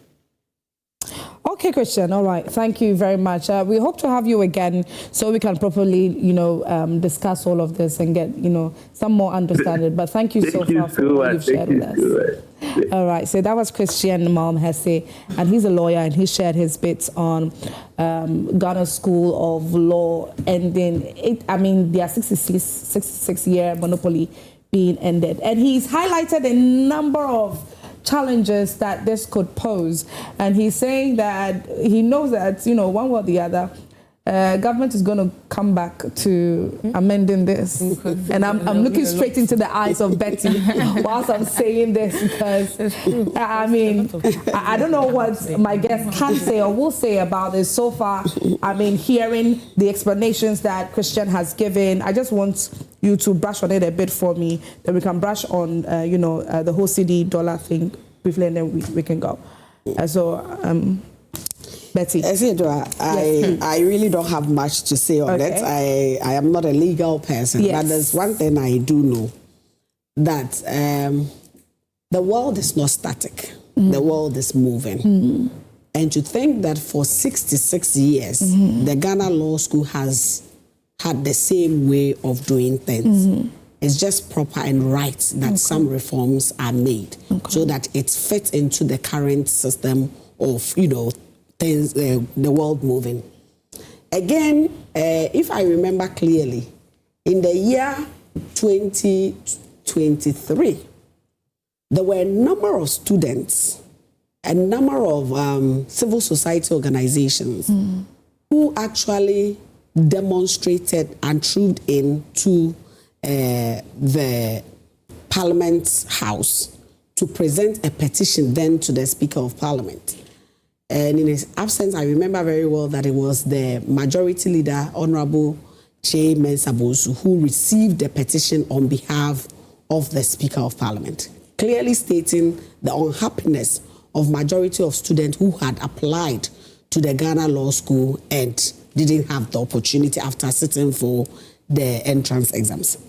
Again, when you look at just 2025, I think data tells us that over 5,000 students sat for the entrance exams. And unfortunately, only 1,400 were given admission to study.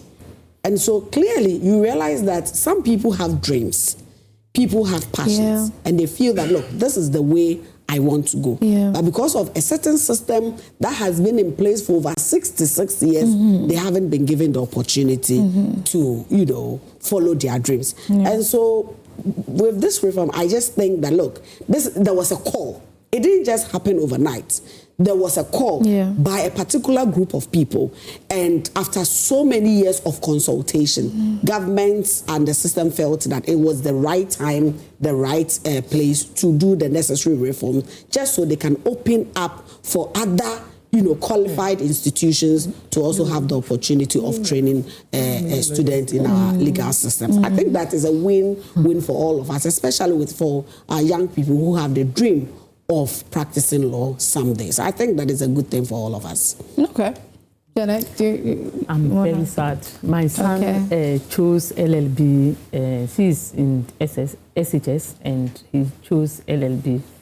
The father was angry with me. He said, I'm a lawyer and I'm not happy that you want my son to go and do law. I think that I can be able to do the corrections. So when I go home, I am going to change, because I've seen that the law, what the NDC government is planning to do is to destroy the law profession and to open a Pandora box. They think that writing exams is difficult. Let's open it up. Private people, you know how the private, they do their things. Let's open it up to everyone and make sure that this profession people have been respecting all this while. We just turn it into anything. Kelewele, anyone can get a law degree from now onwards. So they did what they did. For 66 years, the Ghana school have been an important place whereby when you complete, look at the euphoria. The NDC, it took a single government to come out to destroy everything that have been built over the years. You've heard what the lawyer said. You've heard. He said for even lawyers, it's true. Most lawyers, I go to court. I have been sent to court on several occasions. I've seen most lawyers, lady lawyers, and even the shoe that they wear. I've been checking. The shoe they wear is even, you ask yourself. So are they coming to work? No, go to court. They wear some particular type of shoes to court. Goodness. And now you are opening up that more people should come. It is a distraction, a chaos, because of people who failed examination and could not pass the law courses. The NDC government says that because of them, let's open it up so that my people, because you just heard that people want to enter. You can't enter because you are not qualified. There are those procedures. Your colleagues have been able to enter. You could not have the capacity to take them. You are talking, no, not capacity. Yes. When there's an examination mark. The law school never told you that it was capacity. They have an examination mark. If you pass that examation, when my son's father was going to write, he wrote with several people. They failed, he passed. Then when the people were also able to learn well, they also passed. So it's not about capacity. You will want to be a lawyer, but when you are not qualified, you can't be a lawyer. But the NDC government is saying that everyone can be a lawyer, whether you qualify or not. Why don't we open up to all schools to pick them? And that's what the Mahama government have done. You came in to implement 24 hours economy. You couldn't do it. You came in for Women's Bank. You couldn't do it. But you were able to pass a law to open a Pandora box so that people can get able to get law degrees. At the end of the day, there's still conversations on it. At the end of the day, they won't even get about it. At the end of the day, they won't even get jobs. They won't get jobs. You've opened up for them. Okay, Jordan. All right, Akosia, I want you to take on that, and then we can wrap things up. So we've heard what the lawyer said. Yes. I mean, there are a lot of challenges. Sometimes you have to weigh the advantages and the disadvantages. Yeah. So if the disadvantages outweigh the advantages, then it means they are not comfortable with it. Yes. For me, I'm not a lawyer, but I know that those that they are opening up to, the schools will also have challenges, because then now they would have to set up, the schools that want to do this would have to now start putting up structures, readjusting themselves to the numbers will be coming. Because then you need your classes, you need to increase your class sizes. Because if you are just doing the LLB and now people can continue for maybe 2 years in the same institution, it means that you need to put all those structures in place. And would the schools be able to do that? All those things should have been considered before opening it up, because the laws, the Mokola, they take a certain number of people and then you need to pass to get there, like she said. So it's you need to churn out qualified lawyers. Just anybody. It's a profession that you cannot just get up and just like graduating to become a doctor. You need to cross a certain number of years and also pass your exams before. I'm more concerned about the main challenges that Christian was talking about. Even the medical school, they will open it up. That's what I'm laughing, because you see, a lot of people, we've had instances when the law students graduate, you hear so many people saying that a lot of people graduated, and year on year, the numbers keep on increasing, and they are not even getting officers to work in. People are struggling. We are currently expanding our economy. So you understand. Everyone wants to be a doctor. So you need to open that one that the medical business. Solve that situation before opening them, because even the few people that you are graduating and sending out there, they are not even getting 500 places they are not getting to work. places to Exactly. So now that you are opening it up, it will now go over. But everybody, the challenge is going to increase times 5. If you should ask me. So I feel like they should have been able to work on those challenges first before opening it up.